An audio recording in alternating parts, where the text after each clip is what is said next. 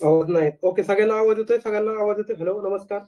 ठीक आहे. सॉरी, आपण थोडंसं सेशन लेट चालू केलं कारण बरेच जण जॉईन झाले नव्हते आणि आवाजाचा थोडासा प्रॉब्लेम होता टेक्निकल. ठीक आहे, तो सॉल्व्ह झालाय. तर जास्त वेळ तुमचा घेणार नाही. आपण राज्यसेवा पूर्व परीक्षा 2024 साठी एक्झामच्या दिवशी काय करायचं याविषयी आपण सध्या सेशन घेतोय. तर सुरुवात करण्यापूर्वी आपण थोडंसं कंटेक्स्ट सांगूया. तर बघा, आपली राज्यसेवा होणार होती कधी? एप्रिलमध्ये होणार होती. त्याच्यानंतर ती महिन्यात दर 2 महिने पोस्टपोन होत होत. शेवटी फायनली आपला दिवस उजेडलाय, तो म्हणजे 1 डिसेंबर. म्हणजे अजून त्याला आहेत 1-2 दिवस. पण आपल्याला थोडंसं प्री प्लॅनिंग करायची, त्याबद्दल आपण आधी बोलूया.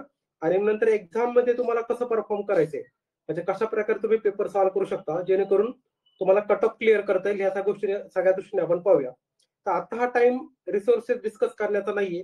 म्हणजे हे तुम्हाला मी सांगणार नाही की तुम्ही कुठल्या बुकमधनं काय वाचायचं ते. ठीक आहे, हे ऑलरेडी तुम्ही कुठे ना कुठे वाचलं असेल, ऐकलं असेल, हे ऑलरेडी तुमचं प्लॅनिंग झालेलं असेल असं मी आशा करतो. नसेल तर ते पण थोडक्यात मी सांगून देईल. ठीक आहे.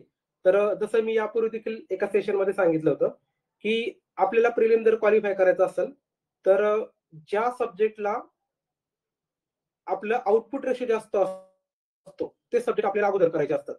म्हणजे बघा, पॉलिटी, इकॉनॉमी, जिओग्राफी आणि एन्व्हायरमेंट हे सगळे सब्जेक्ट मिळून राज्यसेवेला 50 क्वेश्चन विचारले जातात. ठीक आहे. इकॉनॉमिकचे 15, पॉलिटीचे 15, जिओग्राफीचे 15 आणि पर्यावरणाचे 5, असे टोटल मिळून 50 मार्क होतात. तर ह्या 50 प्रश्नांमध्ये तुम्हाला मोर दॅन 40 प्रश्न बरोबर आणायचे. हे जर आणलं तर तुमचा कट ऑफ इथंच जवळपास क्लिअर होऊन जातो. म्हणजे कट ऑफला अजून थोडे मार्क बाकी आहेत, पण तुमचं ऑलमोस्ट जे म्हणतो ना आपण, तुम्ही जवळपास कट ऑफच्या जवळ पोहोचलेला असतं. आता राहिला प्रश्न बघा, सायन्स, करंट अफेअर आणि हिस्ट्रीचा. तर ह्या सब्जेक्टमध्ये तुमचं आउटपुट कमी जरी असेल तरी चालेल, आणि बऱ्याच मुलांचं ते कमी देखील असतं. कारण सायन्स हा विषय असा आहे, त्याचा आउटपुट इव्हन सायन्सच्या स्टुडंटला देखील मोर दॅन 50% आणणं थोडंसं अवघड आहे. म्हणजे 20-22 प्रश्न जे येतात सायन्सचे, त्याच्यामध्ये तुमचे ऑन अन ॲव्हरेज 10 जरी बरोबर आले तरी बेस्टच आहे. 15 आले तर तुम्ही खूपच भारी आहात. आता तुमचे 20च्या वर क्वेश्चन बरोबर येत असाल, याचा अर्थ तुम्ही एक्स्ट्रा ऑर्डिनरी पर्सन आहात. ठीक आहे. त्यामुळे सायन्सच्या मध्ये तुमचे 50% जरी बरोबर आले तरी तुमचे बघा, आतापर्यंत आपण किती मार्क घेतले. मी तुम्हाला सांगितलं होतं की 50 पैकी तुमचे जे 4 सब्जेक्ट होते, पॉलिटी, इकॉनॉमी, जिओग्राफी आणि एन्व्हायरमेंट, याच्यामध्ये तुमचे जवळपास 40 पेक्षा जास्त प्रश्न बरोबर यायला हवे जर तुम्हाला इझिली कट ऑफ क्लिअर करायचा असेल तर. आणि ऑलमोस्ट हे सगळ्यांचे टॉपिक चांगले कव्हर झालेले असतात आणि हे बऱ्यापैकी स्टॅटिक टॉपिक आहेत. आता राहिला प्रश्न हिस्ट्रीचा. हिस्ट्रीमध्ये पण 15 पैकी तुम्ही ऑन अन ॲव्हरेज 10 मार्क आणू शकता. कारण पेपरचे रिसोर्सेस जर आपण पाहिले बऱ्यापैकी, तर 2-3 क्वेश्चन जर सोडले तर बऱ्यापैकी डुएबल क्वेश्चन असतात. म्हणजे सायन्स, करंट अफेअर आणि हिस्ट्री याच्यामध्ये तुम्ही 50% जरी आउटपुट आणलं तरी तुमचे मोर दॅन 60% बरोबर क्वेश्चन येतात. किती? 60 क्वेश्चन बरोबर येतात. आता कसं बघा, जे तुम्हाला मी कोअर सब्जेक्ट सांगितले होते, पॉलिटी, इकॉनॉमी, जिओग्राफी आणि एन्व्हायरमेंट, याच्यामध्ये 40 प्रश्न तुमचे बरोबर आले. आणि सायन्स, हिस्ट्री आणि करंट अफेअर हे मिळून तुमचे वरचे 20 जरी प्रश्न बरोबर आले तरी तुमचे 60+ क्वेश्चन बरोबर आरामात येऊन जातात आणि तुम्ही कट ऑफच्या वर निघून जाता. ठीक आहे. तर ही तुमचं रिव्हिजन करताना स्ट्रॅटेजी असायला पाहिजे. आता मी तुम्हाला थोडक्यात शॉर्ट मध्ये का सांगितलं, आता सध्या वेळ नाही एवढा, आपण सगळ्या गोष्टी डिटेल डिस्कस केल्या असतात, आता एवढा वेळ नाही आपल्याकडे. तर तुम्ही प्रायोरिटी करताना ह्या सब्जेक्ट आधी प्रायोरिटी करा, पॉलिटी, इकॉनॉमी, जिओग्राफी, एन्व्हायरमेंट, आणि मग हिस्ट्री, करंट अफेअर आणि सायन्स. ठीक आहे. आता राहिला प्रश्न तुमचा पेपरचा. तर ठीक आहे, तुम्ही जे काही तुमचं सेंटर असाल त्या तुम्ही जाल.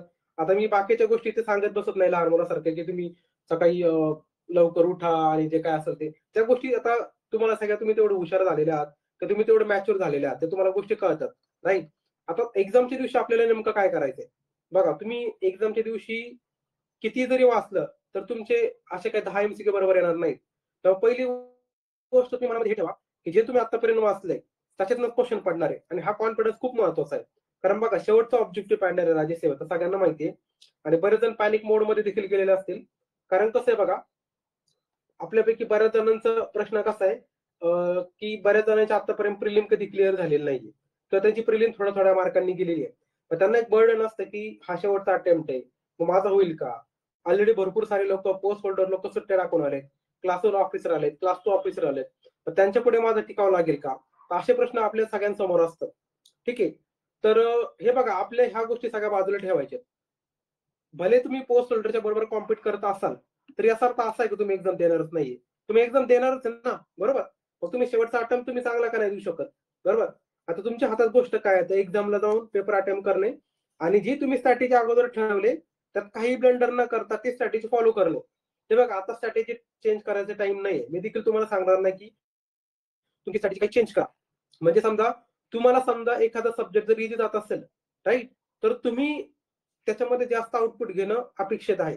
मी जर तुम्हाला आता म्हटले की तुम्ही सायन्स चांगला करून ठेवा, सायन्सला जास्त मार्क असतात, तर तुम्ही डायरेक्ट तिकडे शिफ्ट व्हायचं नाहीये. म्हणजे तुम्ही स्वतःची स्ट्रॅटेजी, तुम्हाला आता काही जर कोणी सांगितलं ते चेंज करू नका. तर सध्या टेलिग्रामवर भरपूर साऱ्या स्ट्रॅटेजी फिरत आहेत. ठीक आहे, तर तुम्ही स्वतःची स्ट्रॅटेजीला स्टिक राहा. तुमचं स्ट्रेंथ काय, विकनेस काय आहे. आता बऱ्याच जणांचे नॉन सायन्स बॅकग्राऊंडचे कॅन्डिडेट्स असतात, त्यांना प्रॉब्लेम काय होतो की सायन्स हा सब्जेक्ट थोडासा डिफिकल्ट जातो, राईट. त्यामुळे तुम्ही स्वतःची स्ट्रेंथ ओळखा, त्यानुसार तुम्हाला पेपर अटेंड करायचा आहे. आता ठीक आहे, आपल्याला माहिती सगळ्यांना पहिल्यांदा आपला जीएस पेपर आहे. तर जीएस मध्ये बघा, आपलं निगेटिव्ह मार्केटिंग किती आहे, 1/4 निगेटिव्ह, बरोबर. पहिलं 1/3 होतं, आता 1/4 झाले. त्यामुळे पहिलं कसं होतं ना, मुलांना अटेम्प्ट करताना थोडंसं इश्यू कसे यायचे की अटेम्प्ट केलं तर निगेटिव्ह गेलं तर काय होईल, ही भीती असायची. तर आता जनरली मुलं काय करतात, 100 पैकी 100 अटेम्प्ट करून येतात आणि त्यामुळे बऱ्यापैकी स्कोर देखील वाढायला लागलाय, म्हणजे कट ऑफ देखील वाढत चाललाय. ठीक आहे. पण एमपीसी पेपर अशा प्रकारे सेट करते की ना सिनियरना फायदा होत, ना ज्युनियरना फायदा होत, म्हणजे असं तो पेपर सेट केलेला असतो. त्यामुळे तुम्ही असं कट ऑफचा अंदाज सध्या लावूच नका की कॉम्पिटिशन भरपूर आहे, भरपूर लोकांनी फॉर्म भरला, हे मॅटरच नाही करत. तर पेपरची डिफिकल्टी काय आहे याच्यावर कट ऑफ ठरत असतो. आलं लक्षात. आणि क्वेश्चन किती कॅन्सल होत आहेत नंतर, हे देखील मॅटर करतं. कारण आजकाल एमपीसी काय करत आहे, ती रिस्कच घेत नाही, डायरेक्ट क्वेश्चन कॅन्सल करून टाकते. आलं लक्षात. फायनल आन्सर की मध्ये तुमचे जवळपास 4-5 क्वेश्चन कॅन्सल होऊन जातात. आलं लक्षात.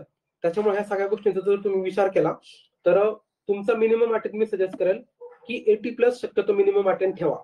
आलं लक्षात. कारण आपली अॅक्युरसी एवढी पण 100% नसते, हे सगळ्यांना मान्य करावं लागेल. तर सगळ्यांचा जर आपण विचार केला तर तुम्ही मोर दॅन 80% क्वेश्चन सॉल्व्ह करायचा प्रयत्न करा. आता 80च्या वर किती सॉल्व्ह करायचा हा तुमचा इंडिव्हिज्युअल चॉईस आहे.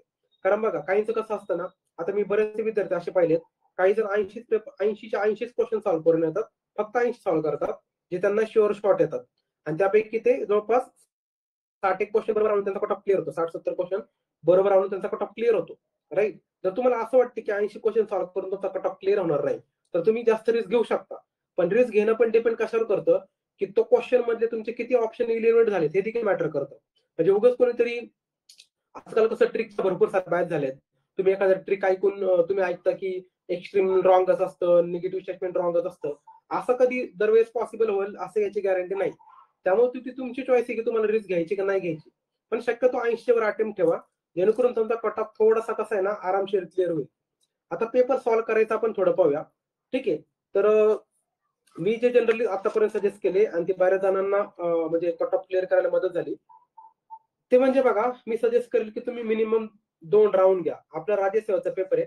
आपल्याला सगळ्यांना आवाज येतोय? ठीक आहे. तर लक्षात घ्या, तुम्हाला 2 राउंड जर तुम्ही घेतले, तर तुम्हाला राज्यसेवेला काहीच प्रॉब्लेम होत नाही. म्हणजे तुम्हाला 100 प्रश्नांसाठी 120 मिनिटं दिलेली आहेत. बरोबर.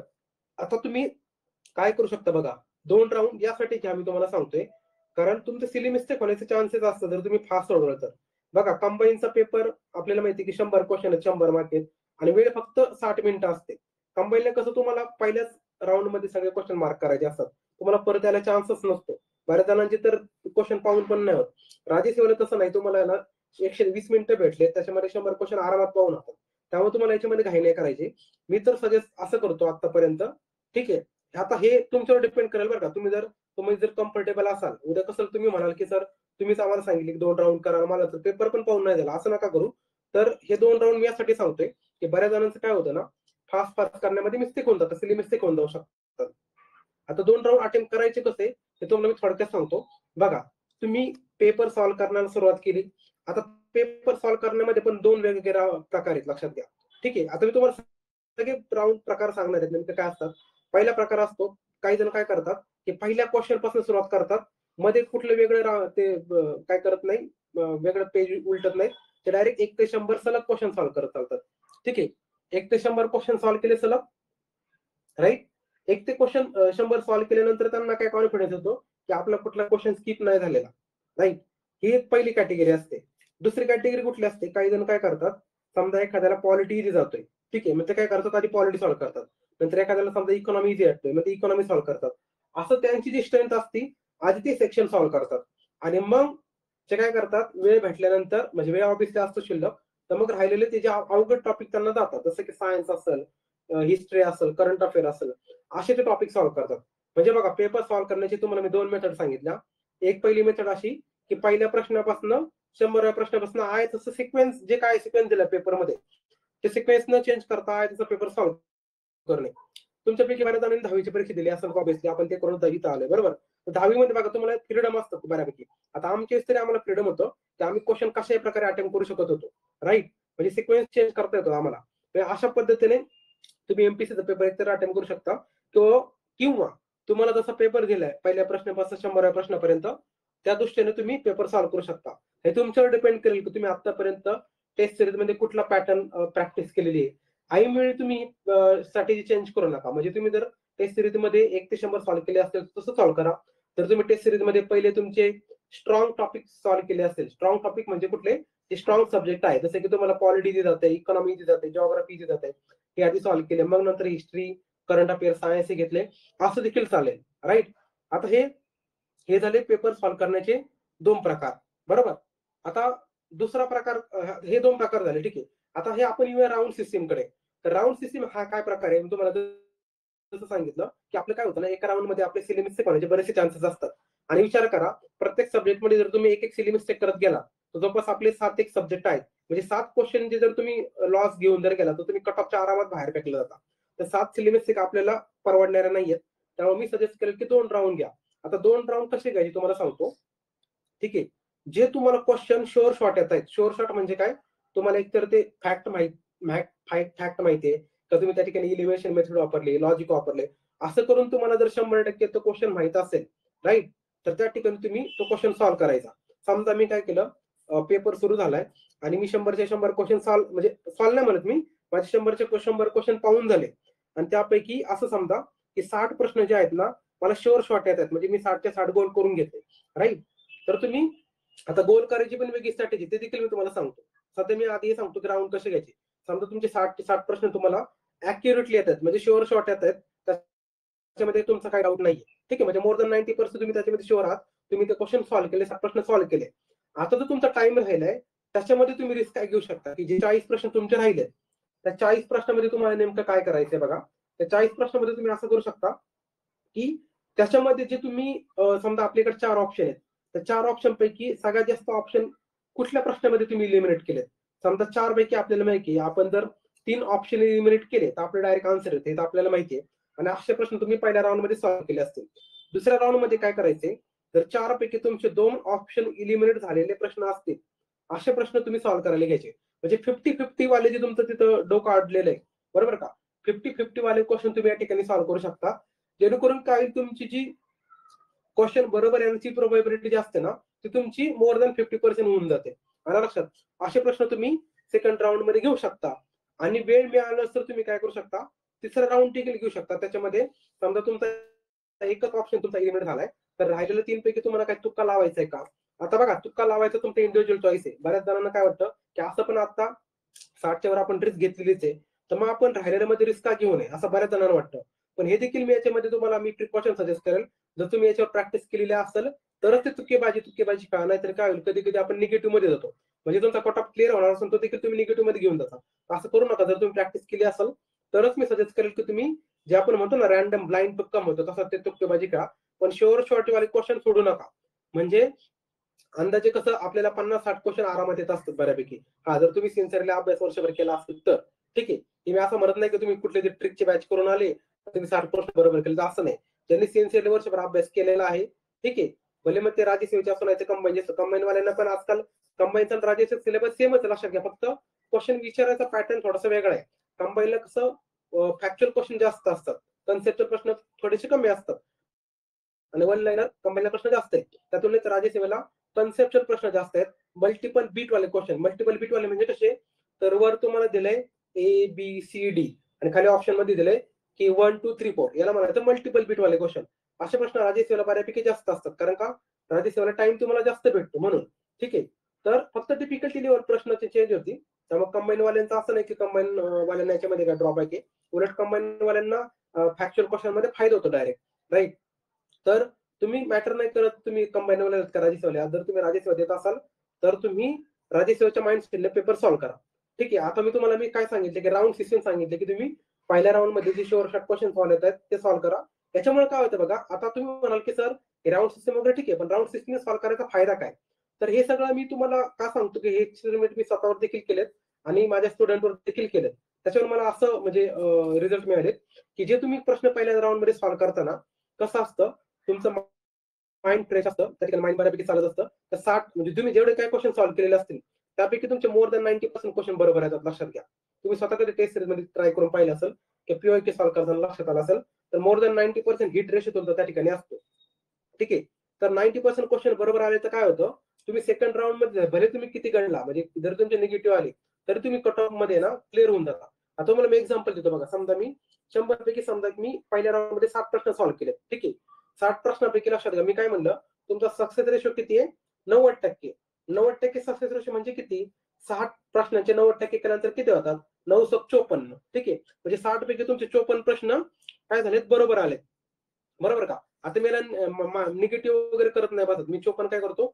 54 तुमचे समजा 90% बरोबर आले. बरोबर का? ते नेट वगैरे आपण कॅल्क्युलेशन नंतर करूया. आता राहिले तुमचे 40 प्रश्न. असं कन्सिडर करा की तुम्ही 100 पैकी 100 प्रश्न सॉल्व्ह करणार आहात. आता तुमचे राहिले प्रश्न किती? 40. आता लक्षात घ्या तुम्ही सेकंड राऊंड मध्ये काय केले? 40 क्वेश्चन सॉल्व्ह केलेले आहेत. तुमचं सगळं एलिमिनेशन मेथड काय असतं, लॉजिकल काय असतं, 50-50% करून सगळं करून तुम्ही 40 प्रश्न सेकंड राऊंड मध्ये सॉल्व्ह केले. आणि असं समजा की ह्या 40 पैकी तुमचा सक्सेस रेशो फक्त 50%. म्हणजे किती? त्या 40 प्रश्नापैकी फक्त तुमचे 20 प्रश्न बरोबर आले. बरोबर का? म्हणजे बघा मगाशी पहिल्या राऊंड मध्ये किती प्रश्न बरोबर आले ते? 60 पैकी 90%. म्हणजे किती? 54 बरोबर आले ते. दुसऱ्या राऊंड मध्ये तुमचे 40 पैकी 50% बरोबर आले. म्हणजे 20च बरोबर आले. म्हणजे पहिल्या राऊंडचे 54 प्रश्न बरोबर आले. दुसऱ्या राऊंडचे 20 प्रश्न बरोबर आले. अशा प्रकारे तुमचे टोटल क्वेश्चन बरोबर किती झाले? तर 74. किती झाले? 55 आणि 20 किती झाले? 74 प्रश्न तुमचे बरोबर झाले. आता बघा तुम्ही म्हणाल की निगेटिव्ह तुम्ही धरलेच आहे. निगेटिव्ह पण धरून आपण बघा. तुमचे 54 प्रश्न सॉरी 54 अधिक 20 74 प्रश्न बरोबर आले. तुमचे निगेटिव्ह किती झाले बघा आता? 26 प्रश्न तुमचे रॉंग झाले. बरोबर का? तुम्ही 100 प्रश्न सॉल्व्ह केलेत. तुमचे 26 प्रश्न रॉंग गेलेले आहेत. आता जर आपण 26 जर आपण 1/4 जर केलं, ठीक आहे. 26 1/4 केलं तर किती होतं? ठीक आहे. तर बघा आता 4 7 24 बरोबर का? 4 7 24 राहतात वर 2 म्हणजे 4 25 म्हणजे 6.5 मार्क तुमचे निगेटिव्ह मध्ये जातात. बरोबर का? आता 6.5 मार्क निगेटिव्ह मध्ये जातात म्हणजे 74 तुमचे प्रश्न बरोबर आले होते. तर 74 मधनं तुम्ही 6.5 मायनस करा. किती? 6.5 मायनस केले तर 74 मधून 6.5 जर केले तर ते होतं जवळपास 67.5. किती होतात? 67.5 असं तुमचं बरोबर होतं. म्हणजे तुमचं नेट स्कोअर किती आला बघा? 67.5 एवढे तुमचे बरोबर आलेले आहेत. आता आपल्याला माहिती आहे राजेशवाला एक प्रश्न किती मार्काला? 2 मार्काला. तर 67.5 गुणिले 2 किती होतात? ठीक आहे. तर बघा 6 दुणे किती? 12 म्हणजे 120. 7 दुणे 14 म्हणजे किती झाले? 134 आणि 0.5 ची गुणिले 2 म्हणजे किती? 135. 135 स्कोर तुमचा येतोय. बघा किती? 135. बघा बरं का 135 स्कोर म्हणजे किती मोठा आकडा झाला तो. मागच्या वर्षी कट ऑफ किती होता आपला राजेसेवाचा? 107च्या आसपास काहीतरी लागला होता. ठीक आहे. तुम्हाला मार्क किती पडलेत मी सांगितल्यानुसार 135 मार्क पडलेत. आता तुम्ही म्हणाल की सर 135 मार्क वर खाली होऊ शकतात ना सेकंड आन्सर केली? होऊ शकतात ना. किती होऊ शकतात? 5 होतील, 10 होतील. ठीक आहे ना. मी काय म्हणतो 135 मधले 15 मार्क मी देवाला देऊन टाकले. किती दिले? देवाला देऊन टाकले. 120 मार्क बघा तुम्हाला सेकंड आन्सर केले. सगळे क्वेश्चन कॅन्सल बिन्सल सगळं जे काही राजेश्वरी आन्सर केले काही जो धुराळा केलाय त्याच्यानुसार 120 आन्सर के तुमचे कटून छाटून आले.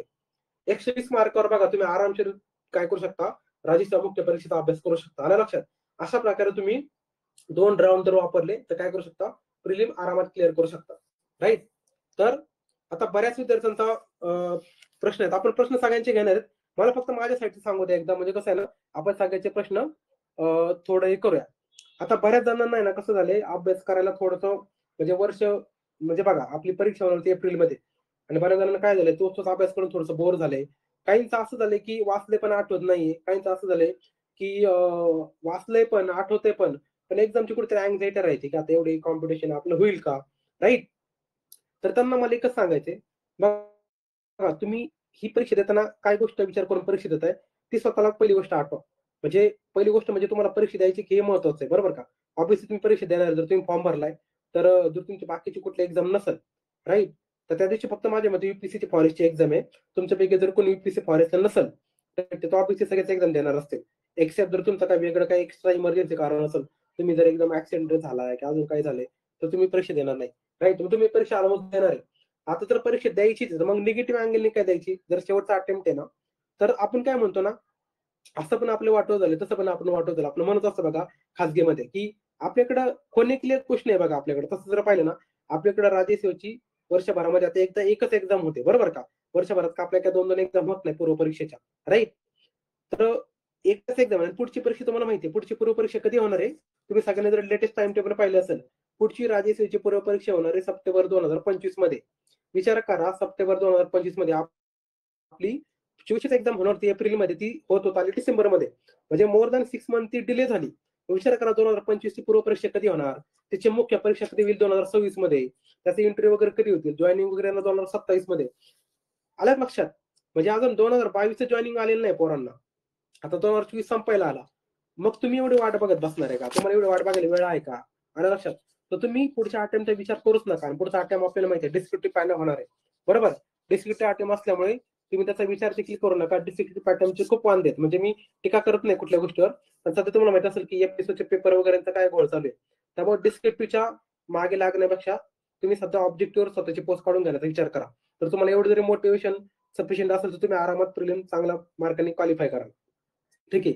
आता तुमच्या राहिलेल्या दिवसामध्ये तुम्ही काय करू शकता? तर जे तुमचे फॅक्च्युअल गोष्टी आहेत, तुम्ही ते बऱ्यापैकी चांगले रिवाईज करू शकता. जसं की पॉलिटीचे आर्टिकल असतील, अमेंडमेंट असतील, जे फॅक्च्युअल गोष्टी असतील, इकॉनॉमीची काय आकडेवारी असेल, बरोबर का? हिस्ट्रीचे काही सनावळे असतील, काही संस्था असतील, फॅक्ट्स असतील, सायन्सचे महत्त्वाचे चॅप्टर, बायोलॉजी वगैरे असेल, आलं लक्षात? त्याच्यानंतर अजून काही पर्यावरणाच्या अजून काही जे क्रोनॉलॉजी म्हणतो आपण, अजून काही महत्त्वाच्या व्याख्या वगैरे असतील त्या गोष्टी. ठीक आहे. असं सब्जेक्ट वाईज तुम्ही करू शकता. आता हे वेळ नाही की तुम्हाला नेमकं काय करायचं, काय गोष्टी करायच्या आहेत. आपण ऑलरेडी काय केलेलं आहे, मी तुम्हाला इकॉनॉमिकची पीडीएफ टाकलीच बघा ग्रुपवर. इकॉनॉमिक्समध्ये सांगितलं होतं की आपल्याला नेमकं काय करायचंय. आणि आपले जे मेंटरशिप बॅचचे स्टुडंट होते, त्यांना मी तर प्रत्येक सब्जेक्टमध्ये, प्रत्येक चॅप्टरमध्ये काय वाचायचं हे डायरेक्ट स्पून फिडिंग केलं होतं. नेमकं काय वाचायचंय, किती वाचायचंय, कुठल्या याचे पीओके विचारलाय, कुठला पीओके रिपीट झाला, हे सगळं मी त्यांना एकदम डिटेल सांगितलेलं डेली बेसिसवर. त्यांनी तर म्हणजे कुठलंच एक्सक्यूज द्यायचं कारण नाही. तुम्हाला ऑलरेडी सगळ्या गोष्टी माहिती आहेत की नेमकं काय करायचंय आणि कुठल्या सब्जेक्टला किती फोकस करायचा आहे, बरोबर का? तर राहिलेल्या 2 दिवसामध्ये तुम्हाला 80-20 रूल सांगतो मी. 80-20 रूल काय असतो बघा. 80% क्वेश्चन लक्षात घ्या. आपले जो 100 प्रश्न येतात ना, हे 100 प्रश्न हे 80% टॉपिक मधून आलेले असतात. किती? 80%. आणि राहिलेले जे 20% असतात ना, ते असे डिफिकल्टी लेव्हलचे प्रश्न काढलेले असतात. आणि आपल्याला काय वाटतं की पेपर डिफिकल्ट आला. आलं लक्षात? तुम्ही फोकस करताना 80% वर फोकस करा. म्हणजे जे क्वेश्चनवर एमपीएससी कायम प्रश्न विचारते, तो टॉपिक तुम्ही आधी फोकस करा. आणि ते फोकस जर केले, की तुमच्या आरामात कट ऑफ क्लिअर होऊन जातं. म्हणजे काय, 100 पैकी तुम्ही आरामात 70+ क्वेश्चन नेट बरोबर घेऊन जाता. ठीक आहे. आता हे झालं थोडंफार जीएसचं. मी थोडंफार सीसॅटचं पण घेतो. ठीक आहे. सीसॅटचा काहींचे डाऊट होते. तर सीसॅटचं बघा, सीसॅटला हलक्यात घ्यायचं नाही. ती गोष्ट वेगळीच. कारण युपीएससीने मागच्या वर्षी 2-3 वर्ष बऱ्याच विद्यार्थ्यांना दणका दिला आपल्याला माहिती आहे. पण मला नाही वाटत की एमपीएससी असं काही वेगळं चाल खेळेल. त्यामुळं तुम्ही जर पीओके बऱ्यापैकी केलेले असतील, तर तेवढं मोर दॅन इनफ आहे. बाकी काही वेगळी बॅच करायची गरज नाही, की आता वेगळं त्याला प्रॅक्टिस करायची गरज नाही. आता सध्या जीएसवर फोकस करा. जर तुमच्यापैकी कोणाचं सीसॅट खूपच वीक असेल, म्हणजे काठावर पण पास व्हायचे वांदे असतील, तर मी त्यांना सजेस्ट करेल की त्याच्यामध्ये सीसॅटमध्ये बघा, आपल्याला पॅसेजचे 50 प्रश्न असतात. तुम्ही 50 प्रश्न जर नीट अटेम्प्ट केले ना मित्रांनो, तुमचा कट ऑफ तिथेच क्लिअर होऊन जातो. बघा, 50 पैकी तुमचे नेट जरी 35 बरोबर आले ना, नेट 35 म्हणतो बरं का मी. एक प्रश्न किती मार्कला सीसॅटमध्ये? 2.5 मार्काला. तुम्ही इथंच कट ऑफ क्लिअर होऊन जाता. बरोबर का? इथंच कट ऑफ क्लिअर होऊन जाता. त्यामुळे तुम्हाला बाकी सॉल्व्ह करायची गरज पडत नाही. आणि आपल्याला डिसिजन मेकिंग आहेच ना. डिसिजन मेकिंग बघा, 5 प्रश्न 2.5 मार्काचे, 12.5 मार्क तुमच्या हातचे आहेत. त्याला निगेटिव्ह मार्क नाहीच आहेत. तुम्ही 12.5 पैकी 10 जरी मार्क आणले ना, तरी तुम्हाला कट ऑफ क्लिअर व्हायला आरामात मदत होऊन जाते. आणि तुम्हाला वेळ भेटला तर तुम्ही काय करायचे, तुमचे क्वांट आणि एलर मधले इझी क्वेश्चन सॉल्व्ह करायचे. बघा, इझी वाले क्वेश्चन कुठले असतात, तर बघा तुम्हाला सांगतो मी, ते डायरेक्शन वाले क्वेश्चन इझी असतात. डायरेक्शन वाले म्हणजे काय, हा पूर्वेला गेला 5 किलोमीटर गेला, उत्तरेला 10 किलोमीटर गेला, इकडे वळला तिकडे वळला, सरळ सरळ तुम्ही डायग्राम काढले की तुमचे क्वेश्चन सॉल्व्ह होऊन जातो. नंतर बघा, नातेसंबंध प्रश्न असतो. नातेसंबंध मध्ये मग काय करायचं, तुम्ही ट्री डायग्राम काढायची. म्हणजे काय, हा त्याचा पोरगा आहे, तो त्याचा मुलगा आहे, तो त्याची बहीण आहे, तो त्याचे भाऊ आहे. असं जर तुम्ही ट्री डायग्राम काढले ना, त्या ठिकाणी देखील तुमचा क्वेश्चन सॉल्व्ह होऊन जातो. असे जे सिंपल क्वेश्चन आहेत ना, हे सॉल्व्ह करा. भले मान्य करतो तुम्ही सीसाठी जर प्रॅक्टिस केली नसेल ना, असे सिंपल क्वेश्चन सॉल्व्ह करू शकता ना. समजा नंबर सिरीज असेल, नंबर सिरीज मध्ये कधी कधी तुम्हाला एका मिनिटामध्ये तुम्हाला लॉजिक कळून जातं. इथं वजाबाकी होते, इथं बेरीज होते, इथं भागाकार होते, इथं गुणाकार होते, इथं वर्गाचा वर्ग झालाय, इथं घनमूळाचा घनमूळ झालाय, असं काहीतरी त्या ठिकाणी लॉजिक असतं. असे जर इझी क्वेश्चन जर होत असेल सॉल्व्ह, ते सॉल्व्ह करून घ्या, त्याला सोडू नका. असे क्वेश्चन आहेत ना, म्हणजे याला लो हँगिंग फ्रूट म्हणतात इंग्लिशमध्ये. लो हँगिंग फ्रूट म्हणजे काय, जाता जाता तुम्ही झाडाचे फळ तोडू शकता असे प्रश्न असतात ते. असे क्वेश्चन स्किप करू नका. भले तुम्ही क्वांट आणि एलची प्रॅक्टिस केलेली नसेल ना, किंवा सिलॉगिझम बघा. सिलॉगिझम म्हणजे काय, तुम्हाला त्या ठिकाणी स्टेटमेंट दिलेलं असतं, तुम्हाला खाली विचारतात की खालीलपैकी कुठलं कन्क्लुजन आहे. या ठिकाणी सरळ सरळ व्हेन डायग्राम काढा. समजा तुम्हाला दिलंय की ऑल रबर्स आर पेन्सिल, ठीक आहे. मग काय म्हणतात, फ्यू बॉटल्स आर पेन्सिल. असं तुम्ही काय करा, व्हेन डायग्राम काढा सरळ सरळ. त्याच्यातनं ती पॉसिबिलिटी तयार होते. त्याच्यात डायरेक्ट आन्सर येतं. असे सोपे जे टॉपिक्स आहेत ते आधी सॉल्व्ह करा. आणि वेळ भेटलाच तर मग जे अवघड अवघड टॉपिक आहे जसं की पझल वगैरे असतं, त्याला हात घाला. तरी पण मी तुम्हाला पुन्हा पुन्हा सजेस्ट करेल की आधी पॅसेज सॉल्व्ह करा, कारण पॅसेजला नंतर वेळ भेटत नाही. पॅसेज तुमच्या हातच्या मार्क आहेत. मी म्हणत नाही तुम्हाला 50 पैकी 50 बरोबर आणायचे. 50 पैकी तुम्ही ना नेट 30 जरी बरोबर आले, नेट 30 म्हणतो मी, नेट 30 बरं का, मी निगेटिव्ह वगैरे जाऊन नेट 30 जरी आले तरी तुम्ही कट ऑफ आरामात क्लिअर होताय. आणि डिसिजन मेकिंगचे मी तर पकडलेच नाही याच्यापर्यंत. डिसिजन मेकिंग म्हणजे तुम्हाला बोनस मार्क आहेत बघा, 12.5 मार्क बोनस आहेत. 12.5 पैकी 10 जरी मार्क आले तर तुम्हाला आरामात 10 मार्क भेटून जातात. ठीक आहे. तर झालं डिसिजन मेकिंग ते. आता बघा, बऱ्याच जणांचं म्हणणं की पॅसेज मध्ये नेमके कुठले पॅसेज सॉल्व्ह करायचे आणि कुठल्या लँग्वेज मध्ये सॉल्व्ह करायचे. जर ज्यांच्यापैकी कोणी मराठी मीडियम मध्ये शिक्षण झालं असेल ना, मी सजेस्ट करेल की तुम्ही मराठीमध्ये पेपर सॉल्व्ह करा. तुम्ही उगीच इंग्लिश सिरीज घेऊ नका.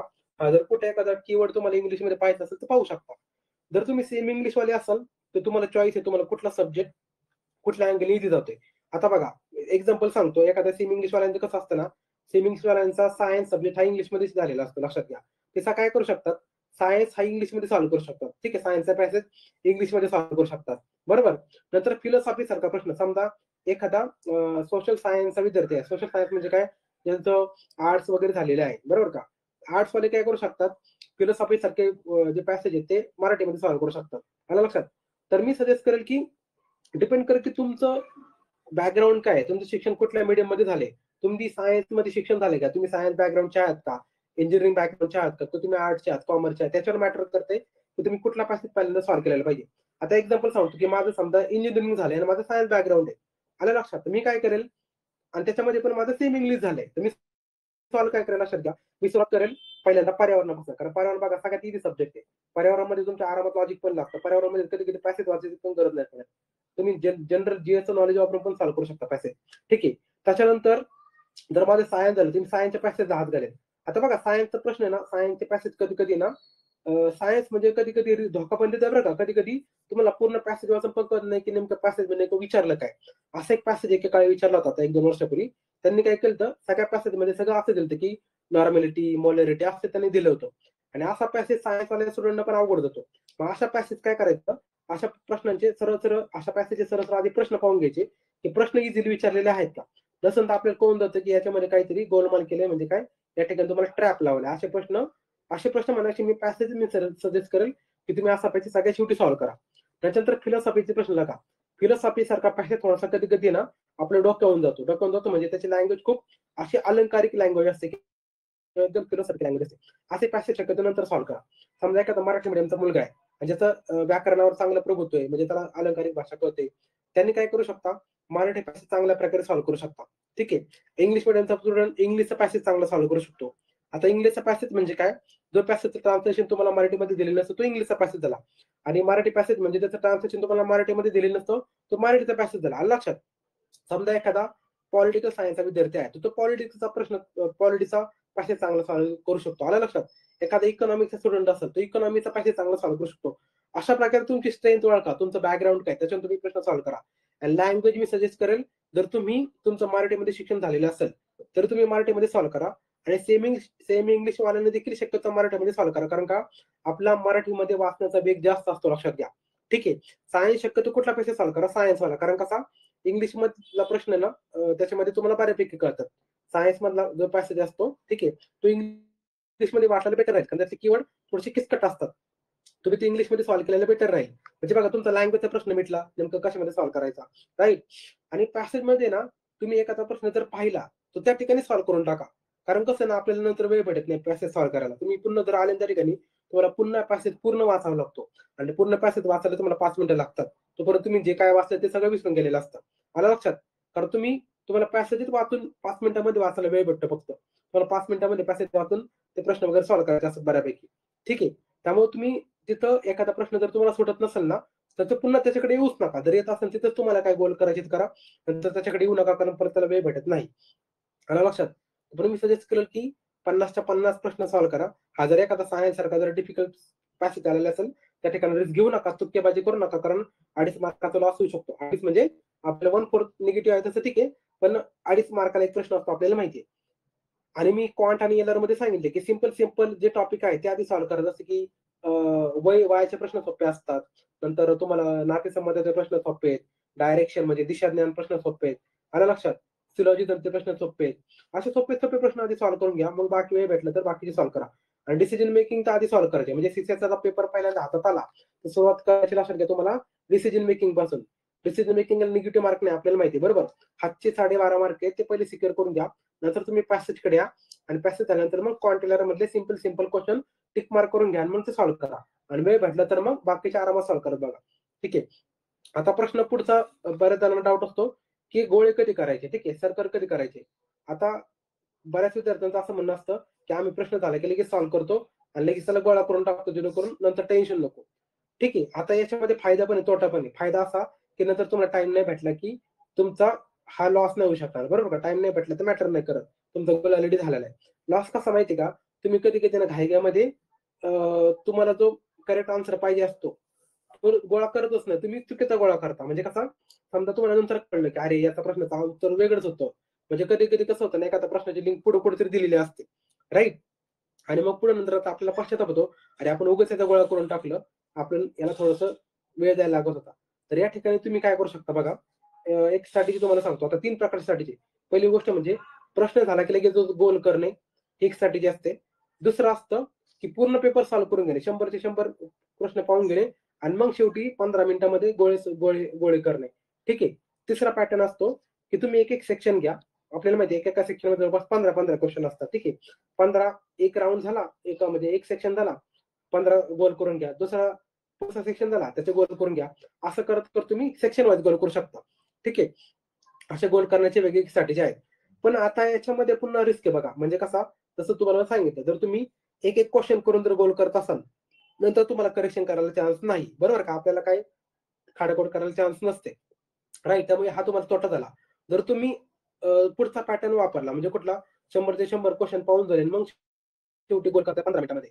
याच्यामध्ये तुमचा वेळ वाचतो, हा झाला तुमचा प्लस पॉईंट, बरोबर का? वेळ वाचतो तुमचा.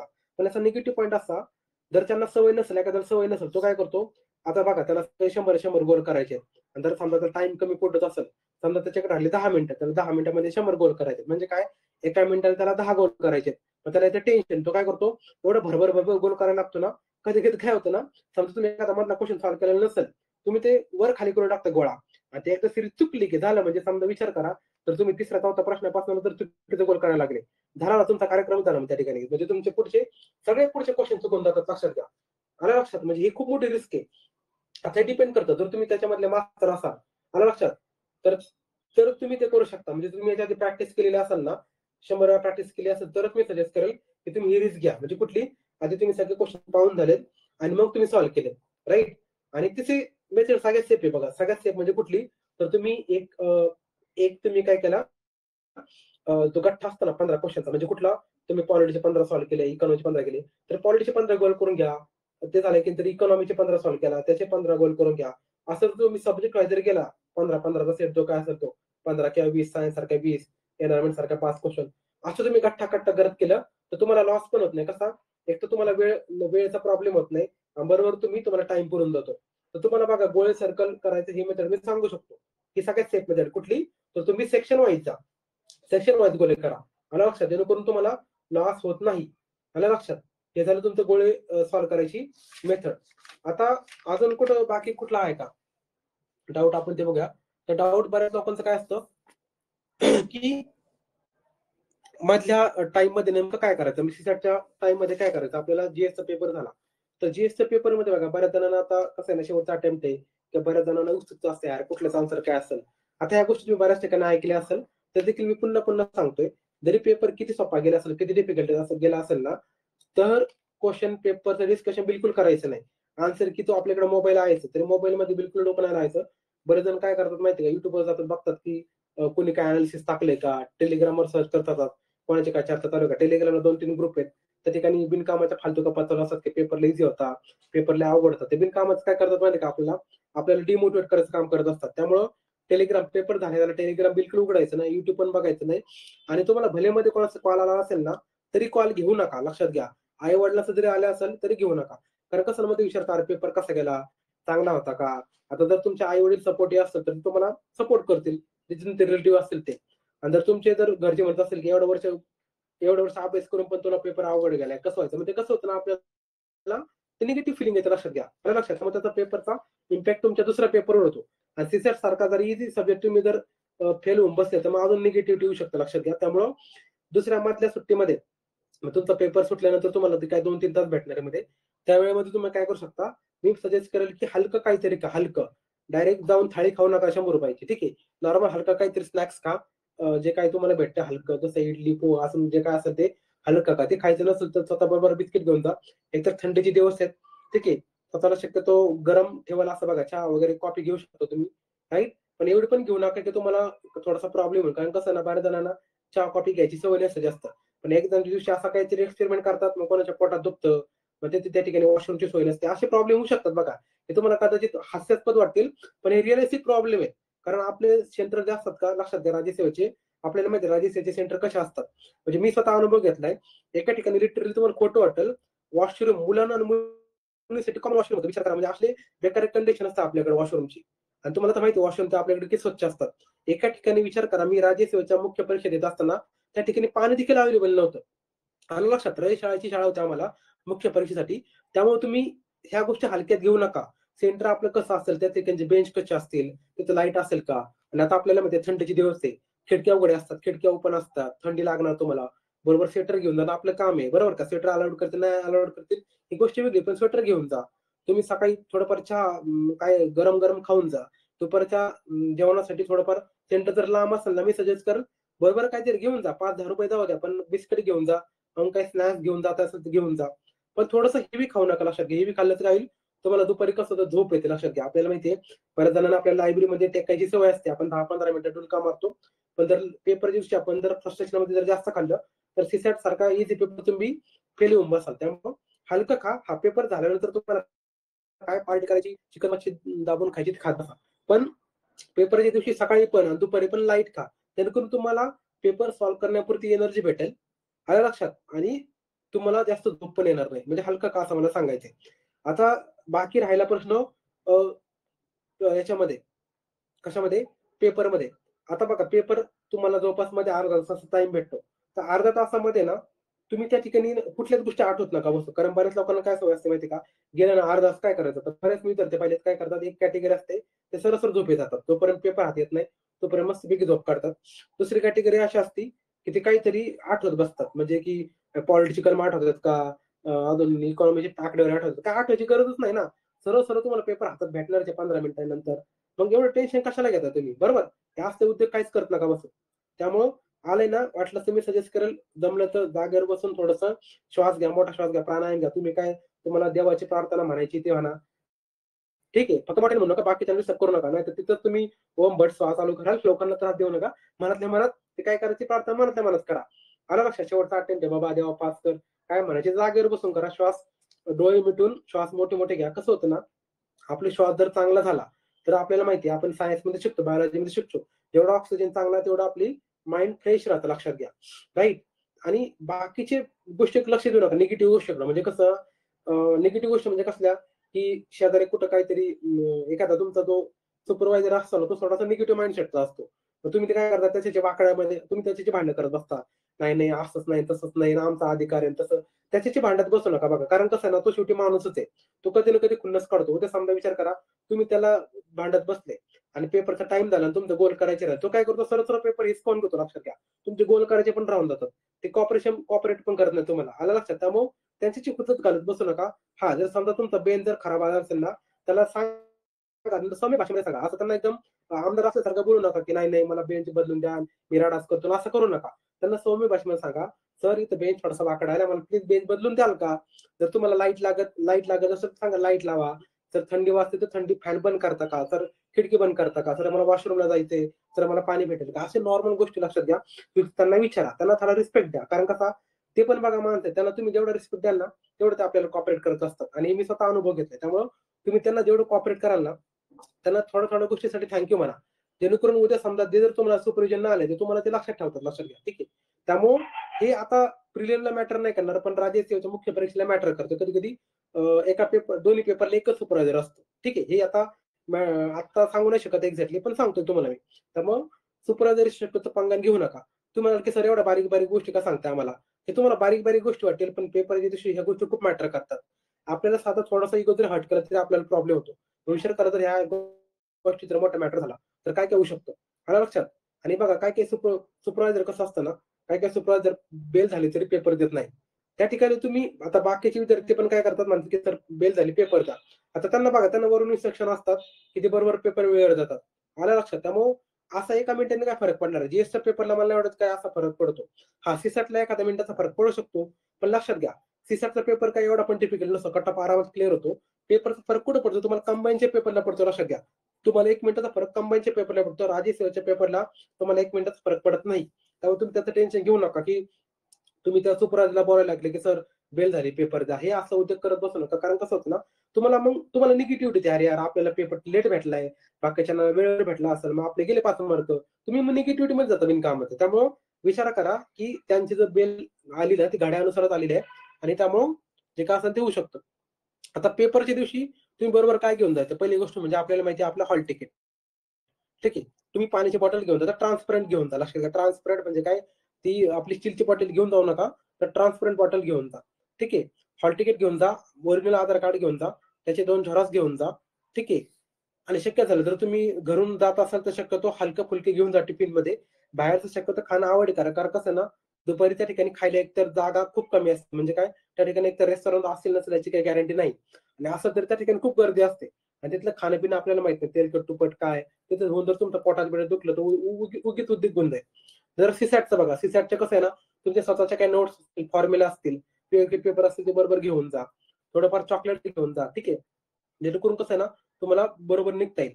आणि जे कोणी लांब जातं त्या सेंटरला लक्षात घ्या, त्यांनी Google मॅप नीट बघून घ्या आणि Google मॅप पण असं बघा, की स्थानिक लोकांना विचारत जा. तुम्हाला खोटं वाटेल, आता पाठीमागे एक केस झालेली आहे. पोरं Google मॅपनी गेले पेपर शोधत सेंटर. पण ते दुसऱ्या ठिकाणी गेले आणि त्यांचा पेपर मिस झाला लक्षात घ्या. विचार करा Google मॅपमुळे मुलांचे पेपर मिस झाले. आलं लक्षात? त्यामुळे तुम्ही टेक्नॉलॉजीला गॉड समजू नका. टेक्नॉलॉजी तुम्हाला फसवू शकते. कालच मी पेपरला बातमी वाचली. ते Google मॅप फॉलो करत गेले आणि ती पुलावरून खाली कोसळले. विचार करा. पुढे डेड झोन होता. ते पुलावरून डायरेक्ट खाली कोसळले. तुम्हाला खोटं वाटत असेल, तुम्ही आता सेशन थांबलं तर न्यूज चेक करून बघा. Google मॅपमुळे ते लोक मेलेत. त्यामुळं तुम्ही Google मॅप फॉलो करताना स्थानिकांना विचारत जा. तुम्ही बाईकवर जात असाल, सकाळी-सकाळी जाताल, सकाळी थंडी लक्षात घ्या. डोक्याला हेल्मेट, जे काही स्वेटर वगैरे असेल पॅक करून जा. जर पब्लिक ट्रान्सपोर्टने जात असाल, तर आधीच बुकिंग झालेलं आहे बघा. ट्रॅव्हल जसं करताय, तुमच्या अरेंजमेंट त्यानुसार तुम्ही चेक करू शकता. आलं लक्षात? आणि शक्यतो दुपारच्या वेळेमध्ये मी सजेस्ट करेल, की निगेटिव्ह लोकांपासून लांब राहा. म्हणजे कसं ना, पेपर झाला की मी तुम्हाला आधीच सांगितलं, की कोणाचे कॉल घ्यायचे नाही. जर तुमच्या आजूबाजूला कोणी एखाद्या काही-काही पोरं कसं असतं माहिती आहे का, काही-काही विद्यार्थ्यांचं ते बिनकामाचे हाव करत बसतात, की पेपर इझी होता. अरे असा प्रश्न होता. अरे अमक्या सरांचे प्रश्न आलते. ह्या गोष्टी तुम्ही लांब राहा. तर तुमच्या शेजारी असं कोणी बसला असेल ना, एकतर त्या ठिकाणी लांब जातो तर तुम्हाला शक्य असेल तर. नसेल शक्य तर त्याला सरळ सांगा, "सर प्लीज सीसॅटच्या पेपरला थोडासा अभ्यास करू द्या किंवा तुम्ही थोडंसं शांत बोला." त्यांना सौम्य भाषेमध्ये सांगा. त्याच्याशी भांडण करत बसू नका. त्यांना सांगा, "सर प्लीज थोडंसं आवाज कमी कराल का?" जेणेकरून कसं त्याला कळून जाईल, की त्यांना थोडासा त्रास होतोय. आलं लक्षात? आणि बसण्यासाठी जागा असेल ठीक आहे. हॉलमध्ये असेल तर हॉलमध्ये बसा. बाहेर जर पटांगण असेल तर पटांगणात काय करा, तुम्ही बसू शकता. ठीक आहे. न्यूजपेपर बरोबर घेऊन जा. कारण कसं आजकाल सेंटरला बसायला जागा नसते. धूळ भरपूर असते. बाहेर बसायला जागा नसेल. शक्यतो एखादा रद्दीचा पेपर घेऊन जा. तुम्हाला बसता येईल. तर तुमच्याकडे छोटी काय चटई वगैरे असेल तर घेऊन चटई म्हणजे मोठी नाही बरं का, नॉर्मल आपली बस्तर असती. त्या टाईपमध्ये तुम्ही घेऊन जाऊ शकता. ठीक आहे. तर हे झालं तुमचं त्या टाईपमध्ये. आणि सीसॅटचे पेपर पण तुम्हाला सांगितले मी स्ट्रॅटेजी कशी वापरायची. आता गोळे करताना लक्षात घ्या, तुम्ही जो पेन नेताय ना, तो शक्यतो अ, असा बघा की तो जाड निबचा आहे. म्हणजे कसं तुमचे गोळे लवकर होतील. आलं लक्षात? गोळी करताना बऱ्याच जणांना माहित नसतं, की त्या ठिकाणी जाडवाला पेन वापरतात. बरेच जण ते बॉल पेन घेऊन येतात साधवाला. ठीक आहे. आता बरेच तुम्हाला वाटेल, की सर एवढं सिंपल गोष्टी का सांगताय? पण मित्रांनो लक्षात घ्या, हे खऱ्याच गोष्टी मी स्वतः पाहिल्यात डोळ्यांनी. बऱ्याच विद्यार्थ्यांना माहित नसतं, की निपचा पेन वापरायचा असतो बोल करण्यासाठी, जेणेकरून तुमचे सर्कल लवकर डार्क होते. ठीक आहे. आणि डॉट दुसरीकडे पडून देऊ नका. म्हणजे कसं चुकून आपल्या पेन हातात नसा टाकला तर काय होते, गोल सगळीकडे वठत जाईल, म्हणजे सगळीकडे तो सगळीकडे गोलवर डॉट पडत जाईल. त्यामुळे पेन नीट हँडल करा.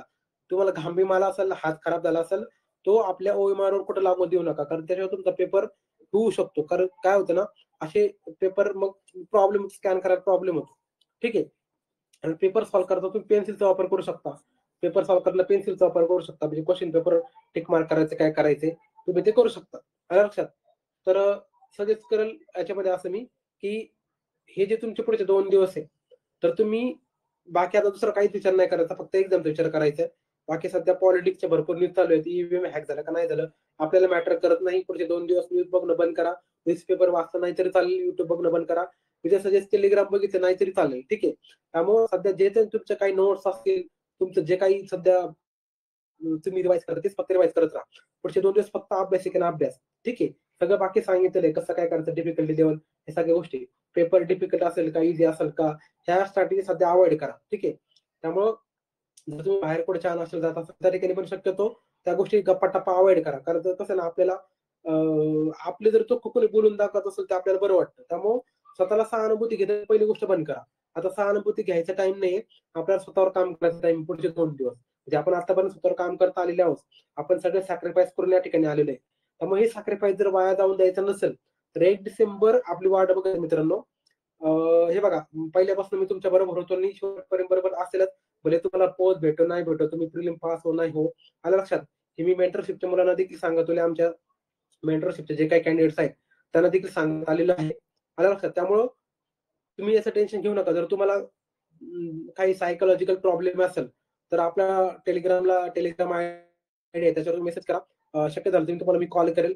जर तुम्हाला वाटतं की आता नको, एक्झाम झाल्यावर कॉल करा. एक्झाम झाल्यानंतर आपण वाटलं तर पुन्हा एक सेशन घेऊ. एक्झाम झाल्यानंतर सगळे सेशन घेणारच आहेत. म्हणजे टेलिग्रामवर तर तुम्हाला भरपूर सेशन दिसतील. आपण पण घेऊ, त्यात नो डाऊट. ते जे काही अनालिसिस वगैरे असेल ते नंतर करूया. ठीक आहे. तर सध्या 2 दिवस पूर्ण शांतीने. ठीक आहे. आता नवीन काय स्ट्रॅटेजी करू नका, नवीन मटेरियल काय वाचू नका. सध्या फक्त रिव्हिजन आणि काय असेल तुमचा पॉझिटिव्ह माइंडसेट. राईट?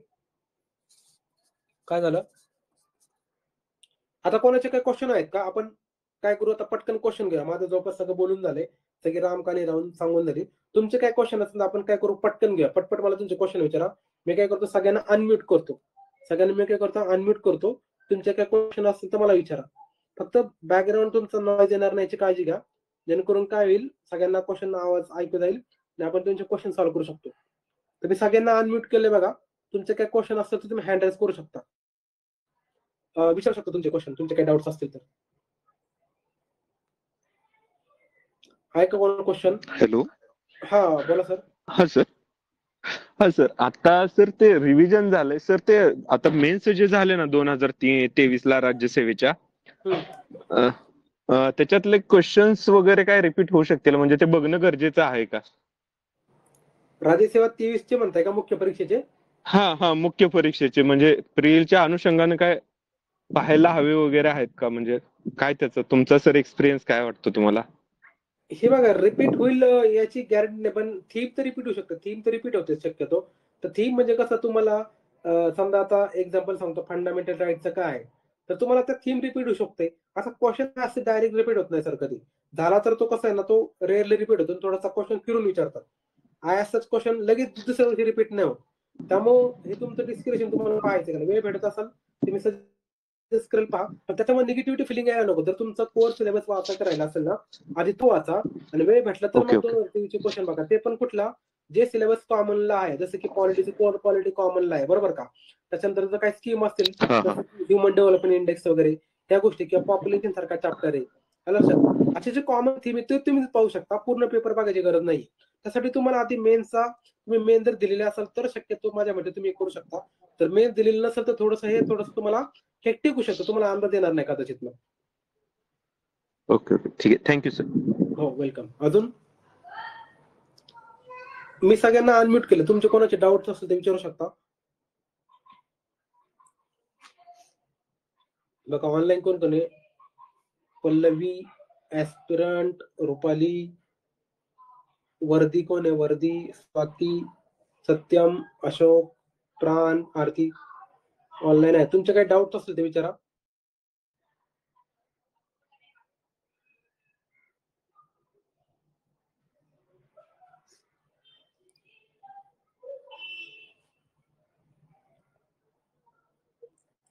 डाऊट नाहीत कोणाचे? सगळ्यांचा अभ्यास झाला वाटतं. भारी आहे.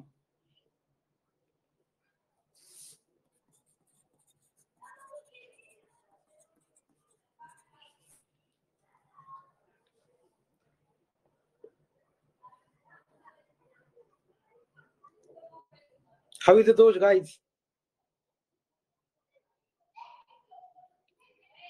आणि कोणीतरी हाय म्हणा. डाऊट पण नाही तुमचे, जोश पण थंड, आपलं सगळे थंड थंड वाटतायत. डाऊट नाहीत का कोणाचे? असेल तर मग आपण सेशन बंद करू आपण. ठीक आहे. तर आय होप सगळ्यांचे मी डाऊट सॉल्व्ह केलेले आहेत. तुमचे काही डाऊट असेल तर कमेंट मध्ये विचारा. जर तुम्हाला लायब्ररीमध्ये असून विचारता येत असेल तर तुम्ही कमेंट मध्ये टाका तुमचे डाऊट. मी वाचते तिकडे तुमचे डाऊट्स.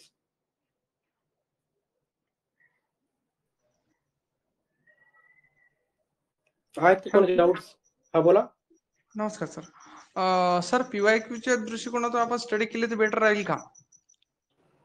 पीवायक्यूच्या दृष्टीतनं स्टडी, हे बघा, पीवायक्यू मध्ये तुम्हाला थीम कळेल की कुठल्या क्वेश्चनवर कुठल्या टॉपिकवर प्रश्न जास्त विचारले. जसं की आपल्याला माहिती आहे आपल्या एचडीआय वर काय प्रश्न विचारते एमपीसी, एचडीआय चांगला करून जा तर तुम्हाला थीम कळू शकते ना. बरोबर आहे, चांगलं ते पीवायक्यूच्या अँगल शेवटी तेच आहे. तुम्हाला आउटपुट कुठल्या क्वेश्चनवर विचारलं जातं, म्हणजे आउटपुट कुठल्या टॉपिक्स मध्ये तुम्हाला जास्त भेटेल ते टॉपिक्स आधी करून घ्या.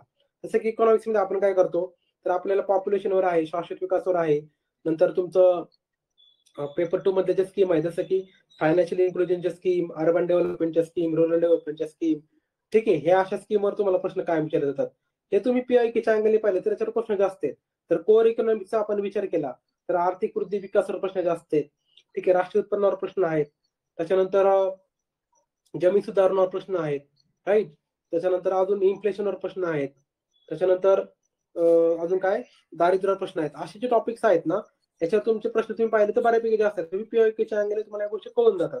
तर तुम्ही पीवायक्यूच्या अँगलने प्रश्न करा, पण त्याची कोर थीम बघा कुठली रिपीट झाली. तर प्रश्न आहे तसा रिपीट नाही होत, त्याची थीम रिपीट होते. जसं समजा आता ह्युमन डेव्हलपमेंट इंडेक्स जो आहे तो सुरुवात कधी झाली, तो कोण काढतं, त्याच्यामध्ये कुठले कुठले डायमेन्शन आहेत, कुठले कुठले इंडिकेटर आहेत, भारताने कधी काढला होता, महाराष्ट्राने कधी काढला होता, यावर्षीची थीम काय आहे, पहिले टॉप 5 कंट्री कुठले आहेत, शेवटचे बॉटम कंट्री कुठले आहेत.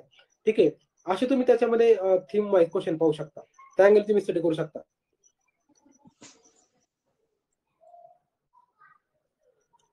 पण ब्लॅक घेऊन जायचं की ब्ल्यू सर, ब्लॅक पण चालेल का? प्रश्न सर ब्लॅक, प्रश्न काय ब्लॅक, हे बघा आपण जे गोले करतो ना, सर्कल करतो ना, त्याला ब्लॅक पेनच वापरायचं. ठीक आहे. आणि जेलचं पेन घेऊन जाऊ नका बरं का गोल करण्यासाठी. बॉल पेन असतो आपला रेनॉल्ड्सचा, तुम्ही जर कुठल्याही स्टेशनरी मध्ये जा, सगळ्यांना माहिती राहतं आजकाल, तर रेनॉल्ड्सचा पेन दिसेल तुम्हाला. ठीक आहे. तर तो 10 रुपयाला पेन, त्याच्यामध्ये जाड नीप असते बघा, ब्लॅक बॉल पेन आहे. ठीक आहे. तर तो त्याने तुम्हाला सर्कल करायचा आहे, आलं लक्षात. तर त्याने शक्यतो तुम्ही तुमचं जे OMR वर काय करायचं त्याच्यावर शक्यतो त्यांनी करा. तुम्हाला गोले करण्यासाठी ब्लॅक पेनच लागतो. ठीक आहे. आणि बॉल पेनच लागतो. जेलचा पेन घेऊन जाऊ नका. त्याचं जेलचा पेन झालं की तो काय होता, जेलचा पेन अलाउडच नाही मेन पहिली गोष्ट म्हणजे. कारण का, आपल्याला माहिती जेलचं पेन काय होतं, सगळी शाई पसरते, राईट. त्यामुळे जेलचं पेन अलाउड नाही. त्यामुळे तुम्ही बॉल पेनच घेऊन जा, ते पण ब्लॅक, आणि तो पण जाड नी बॉला. जसं तर आजच खरेदी करून ठेवा, आज उद्या 2 दिवस वेळ आहे, आणि 1-2 पेन एक्स्ट्रा ठेवा. कारण कधी कधी कसं होतं ना, थंडीचे दिवस एखादा पेन मध्येच बंद पडतो. हे स्वतः माझ्या बरोबर झाला होता. त्यामुळे लक्षात ठेवा, पेन कधी कधी आपल्याला दुसऱ्याकडनं घ्यायची वेळ येऊ शकते. त्यामुळे स्वतःचे एक्स्ट्रा पेन असलेले बरे. कारण कसं तुम्ही दुसऱ्याला मागणार, मग तो देईल काही गॅरंटी नाही, त्यामुळे त्याच्यात वेळ जाईल. त्यामुळे निगेटिव्हिटी घेण्यापेक्षा ते करा. आणि वॉच स्वतःच घेऊन जा. ठीक आहे. वॉच काय तुम्ही 100 रुपयाचे घेऊन गेले काय ना 1000 रुपयाचे घेऊन गेले काय, शेवटी टाइम ते दोन्ही दाखवणार. त्यामुळे वॉच घेऊन जा बरोबर, सतत वॉच बरोबर राहू द्या. फक्त डिजिटल वॉच घेऊन जा का, डिजिटल वॉच अलाउड नाही बरं का. डिजिटल वॉच अलाउड नाही. नॉर्मल जे आपलं पारंपरिक वॉच आहे ना आपलं, ते घेऊन जा. आणि टीचरला टाइम विचारत बसून जाऊ नका. हा, शक्यतो तुम्ही व्हेरीफाय करा तुमचं घड्याळ आणि त्यांचं जे घड्याळ मॅच होतंय का. कारण कधी कसं असतं माहिती का, आपल्या घड्याळात तर 5 मिनिटं कसं असतं पुढे मागं असतं. त्यामुळे तुम्हाला असं वाटेल का 5 मिनिटं लवकर पेपर घेतला काय, तर तसं नसतं मित्रांनो. त्यांचं घड्याळ जे असतं ना, ते टाइम सगळीकडे सेट केलेलं असतं एक टाइम. तर तुम्ही त्यांना विचारा की त्यांच्या घड्याळात किती झालंय, म्हणजे आयोगाचं जे टाइम तिथं फॉलो झालं तेच तुम्ही त्या ठिकाणी चावी तुमच्या आपल्याला घड्याला हे असतं बरोबर का चावी, तुम्ही फिरून त्याला टाइम पुढे जास्त करू शकता. त्यामुळे ते टाइम कडे लक्ष द्या. आता राजेशला मला माझ्या मते एवढा काही प्रॉब्लेम येत नाही, पण कंबाईनला या गोष्टी खूप मॅटर करतात. राजेशला प्रॉब्लेम येत नाही तरी पण रिस्क नको म्हणून स्वतःचा घड्याळ घेऊन जा आणि त्या ठिकाणी टाइम सेट करून ठेवा प्रॉपर. 1-2 मिनिटाचा फरक जर पडत असेल त्या ठिकाणी तरी.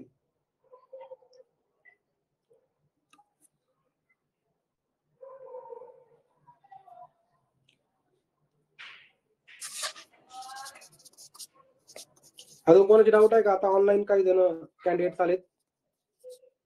कोणाचे काही डाऊट असेल तर विचारू शकता. ऑनलाईन 2-3 कॅन्डिडेट आलेत पुन्हा.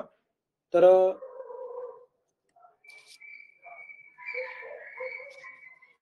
तुमच्यापैकी कोणी जर नगरला सेंटरला असेल तर ते कमेंट मध्ये मेसेज करू शकता. मी त्यांना नंतर मेसेज करेल.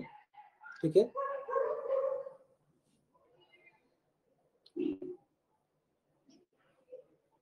कोणाचे काही डाऊट्स आहेत का? काही जण नंतर ऑनलाईन आले होते.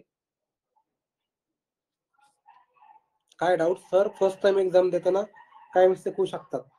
फर्स्ट टाइम एक्झाम देताना पहिली गोष्ट म्हणजे तुमचा पेपर वाचून झाला पाहिजे. ठीक आहे. हे पहिली गोष्ट क्लॅरिफाय करून घ्या.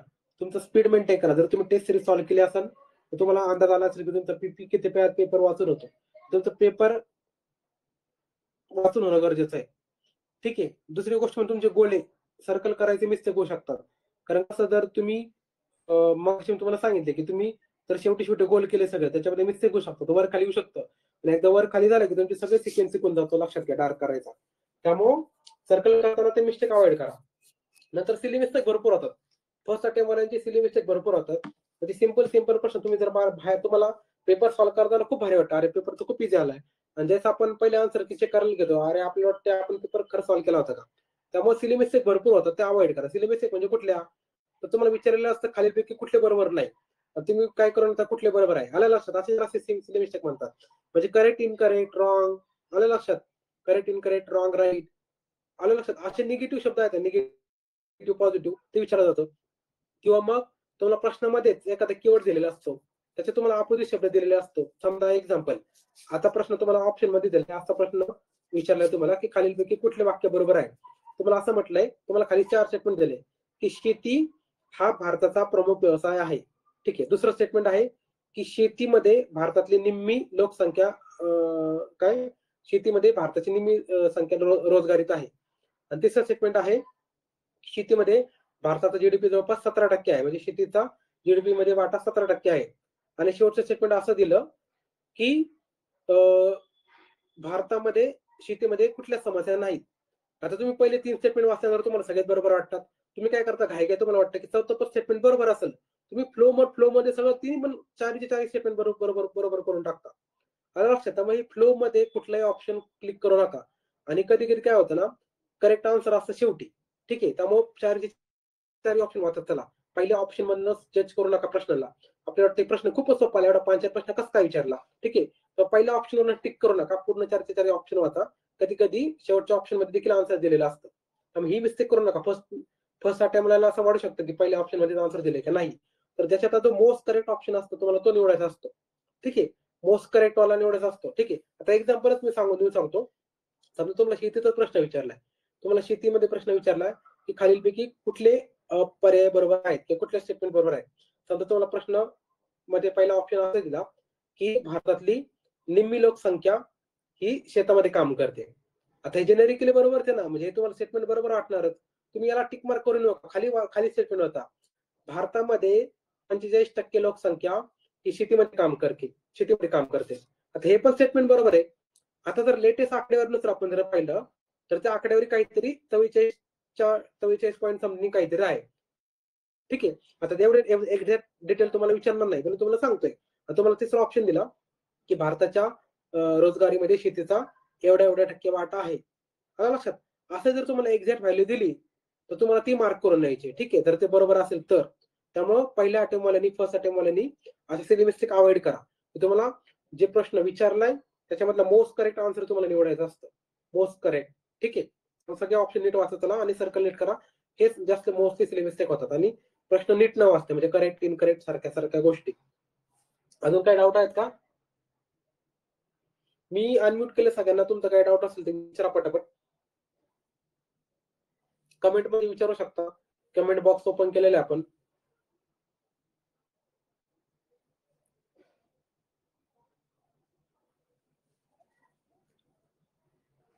No doubts. ऑनलाईन कोण कडे? रुपाली, टीना, काजल, अशोक, स्वाती, ऍस्पिरंट, पल्लवी, ज्योतिर्लिंग. काही डाऊट नसेल तर आपण या ठिकाणी थांबूया. ठीक आहे.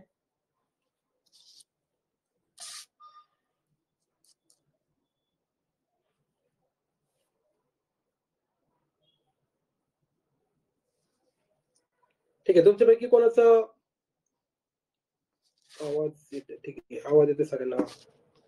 तुमच्यापैकी कोणाचं जर नगर सेंटर असेल तर त्यांनी मला पर्सनली मेसेज करा.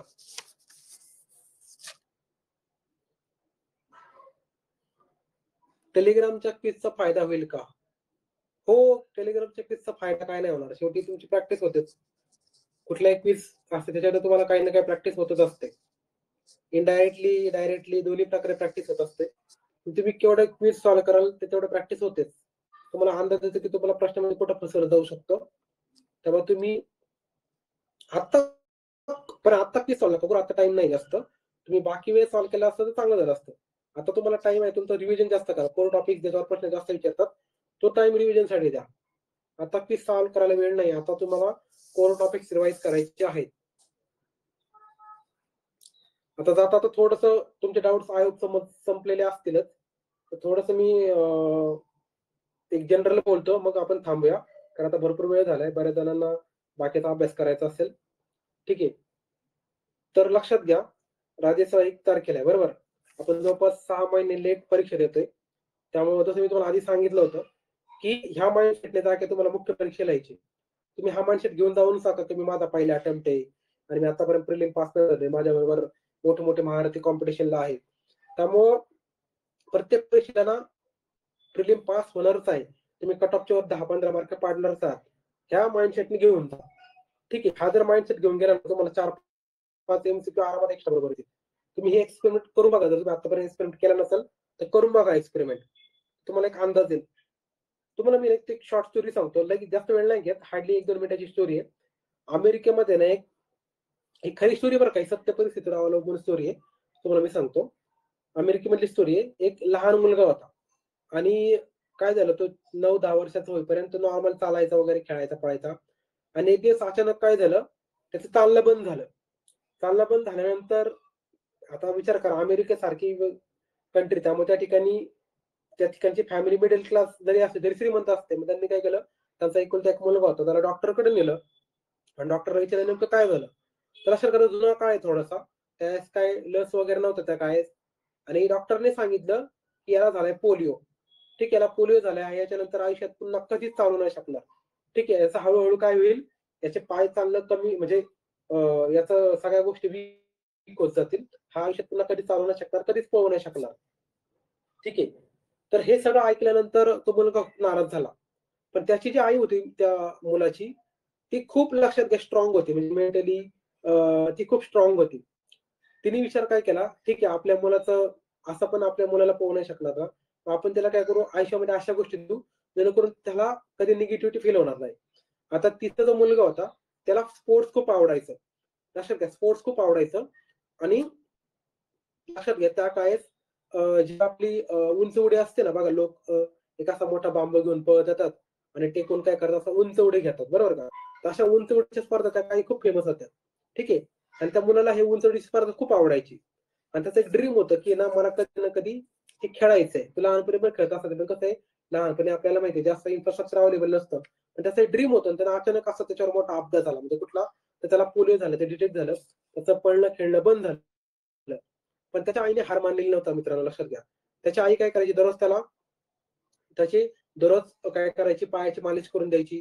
ठीक आहे, पायाची मालिश करून द्यायची, त्याच्याकडनं दररोज मेडिटेशन करून घ्यायची, त्याला चांगले मोटिवेशनल बुक आणून द्यायची. आणि त्याला लक्षात घ्या, दररोज असे जे मोठे भारी भारी मॅचेस व्हायचे त्या ठिकाणी एकदम हारता एखादं कोणतरी जिंकलं असेल असे त्याला मॅचेस दाखवायचे. आणि फक्त उंच उडीचे नाही, बाकीचे पण मॅचेस दाखवायचे. फुटबॉलचे असेल, हॉकीचे असेल, अशा वेगवेगळे मॅचेस दाखवायचे. आणि दररोज त्याच्याकडनं मालिश करून घ्यायची. त्याला दररोज स्वतःला त्याच्या हाताला धरून त्याला चालवायचा प्रयत्न करायचे. पण असं होत नव्हतं की तो चालू शकत होता, कारण का विचार करा, पोलिओ झालाय. असं 1 महिना गेला, ठीक आहे, 2 महिने गेले, 6 महिने गेले, 1 वर्ष गेलं, पण असा काही विशेष फरक पडत नव्हता. पण 1 वर्षानंतर, म्हणजे शेवटी 1 महिन्यानंतर, सॉरी 1 वर्षानंतर ती मेहनत थोडी कुठेतरी रंग दाखवायला लागली. हळूहळू त्याला जाणवायला लागले की त्याच्या पायामध्ये थोडीशी फार चेतना आली.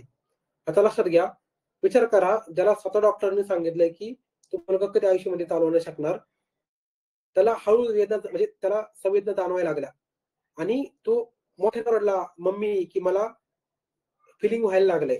मग असं करत त्याच्या आईला पण आश्चर्य वाटलं, की ठीक आहे, एवढं आपण वर्षभर झालं काहीच प्रयत्न करून फायदा नाही झाला. आता काय कसं काय होऊ शकतं? मग तिने पाहिलं, की आपल्या मुलाला संवेदना होत आहेत. ठीक आहे. त्याला चिमटा घेऊन पाहिला, त्याला चिमटा होत होता. गुदगुल्या घेऊन पाहिला, गुदगुल्या होत होत्या. तर मग असं करत त्याला हळू तिने काय केलं, अजून दररोज चालवायला शिकवलं. चालत तो पळायला लागला आणि पळत मित्रांनो, आता मी तुम्हाला मी मधली सगळी स्टोरी सांगत नाही. असं करत त्याने वेगवेगळ्या कॉम्पिटिशनमध्ये भाग घ्यायला लागला, वेगवेगळ्या स्पोर्ट्स कॉम्पिटिशनमध्ये भाग घ्यायला लागला आणि पुढे जाऊन त्यांनी उंच उडीच्या स्पर्धेमध्ये काय केलं होतं, चॅम्पियनशिप मिळवली. म्हणजे विचार करा, ज्या मुलाला डॉक्टरने सांगितले होते की तुला पोलिओ झालाय, तो आयुष्यामध्ये कधीच चालू नाही शकणार, तो मुलगा एक दिवस काय करतो, चॅम्पियन बनतोय. हे करून तुम्हाला काय लक्षात येतं, विचार करा, जर त्या पर्सनने एवढं जर सगळं काय केलं असेल, मेहनत करून स्वतःच्या पायावरच उभं राहिला असेल, तर मग आपण तर त्याच्यापेक्षा नक्कीच चांगले होतो. आपल्याला स्वतःला चालता येतंय, पळता येतंय, बोलता येतंय, विचार करता येतोय, सगळ्या गोष्टी करता येतात. बरोबर? त्यामुळे तुम्ही पुढचे 2 दिवस हा विचार करूच नका. भले तुमची मेमरी साथ देत नसेल, पण आपली एक्झामची लढाई लक्षात घ्या. ही जी लढाई ना, ही एमसीक्यूची प्रॅक्टिस आहे आपली. ही एमसीक्यूची लढाई आहे.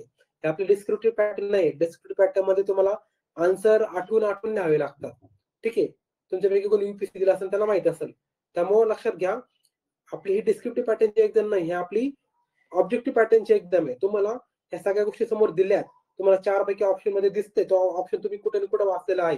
समजा तुम्हाला म्हटलं की सत्यशोधक समाजाची स्थापना कधी झाली, तर तुम्हाला माहिती, तुम्ही कुठे ना कुठे वाचलेलं आहे. सत्यशोधक समाजाचे वृत्तपत्र कुठलं, तुम्ही कुठे ना कुठे वाचलेलं आहे. पण समोरच्या 4 ऑप्शन मधून निवडायचे. तर तुमचं निम्मं काम तर त्या ठिकाणी झाले.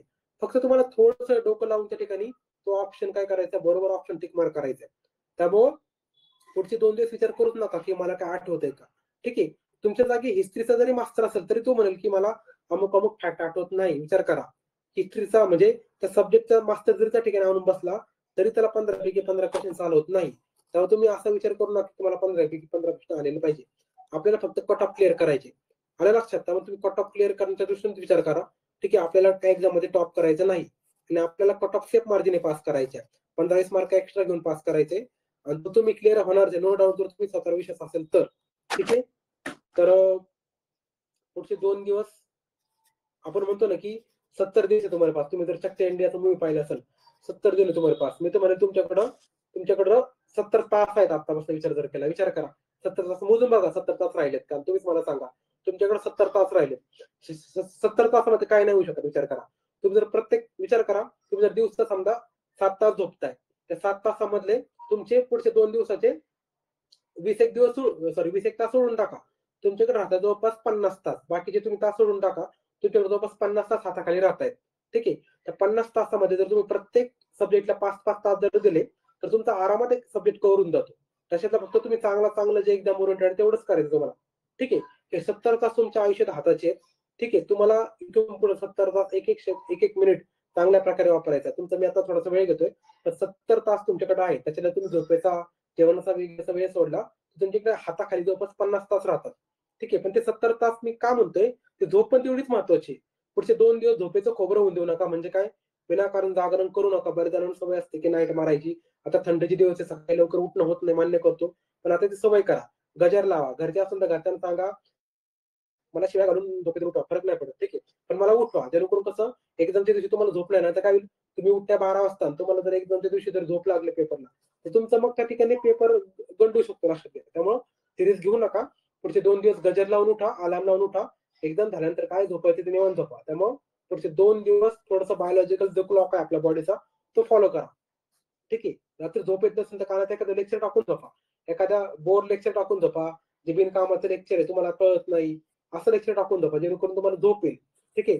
आणि झोप घेताना फक्त आहे ना, जास्त पण झोपू नका, कमी पण झोपू नका. म्हणजे काय, शक्यतो 6 ते 7 तास झोप घ्या, त्याच्यापेक्षा कमी नका घेऊ.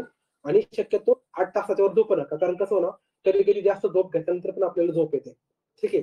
आणि शक्यतो खाताना आता हलकं हलकं फुलकं खा. हलकं फुलकं म्हणजे कसं, तर सध्या नॉनव्हेज वगैरे अवॉइड करा, कारण कसं आहे नॉनव्हेज थोडंसं पचायला प्रॉब्लेम होतो.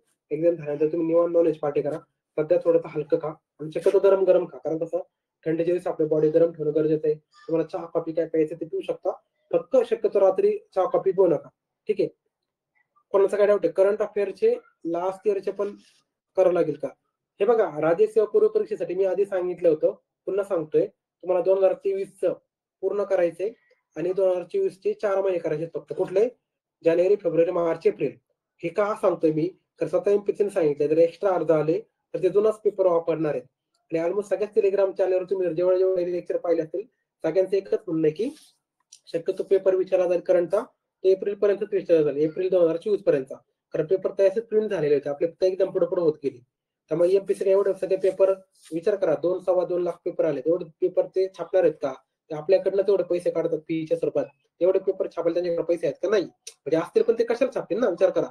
त्यामुळे ते करंट जुनच असेल असं विचार करून तुम्ही करंट करायचे एप्रिल 2024 पर्यंत. ठीक आहे. 2023 करंट पूर्णपणे करू शकता. कंबाईन वाल्यानंतर राज्य सेवा जर करत असाल तर तुम्ही 24 केलेला असेलच राज्य सेवा, सॉरी कंबाईन वाल्यांनी. कंबाईन वाल्यांचा प्रश्न नाहीच सध्या, राज्य सेवेचा प्रश्न चालू आहे. राज्य सेवाल्यांनी एप्रिल 2024 पर्यंत करंट अफेअर करा. ठीक आहे. बाकी करंटचा प्रश्न सॉल्व्ह झालाय. सगळ्यांचे प्रश्न सॉल्व्ह झाले असतील. आता खूप वेळ होता, काय डाऊट आहे कोणाचे?